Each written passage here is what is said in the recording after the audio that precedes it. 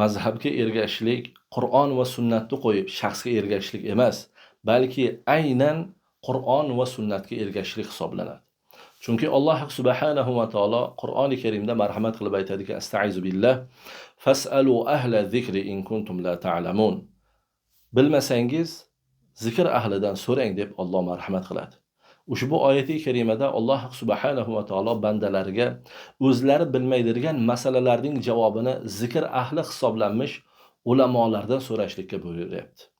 4 ta mazhab butun islom ulamolari, islom jumhuri tomonidan, musulmonlar jumhuri tomonidan rasmiy fiqhiy mazhab sifatida tan olingan.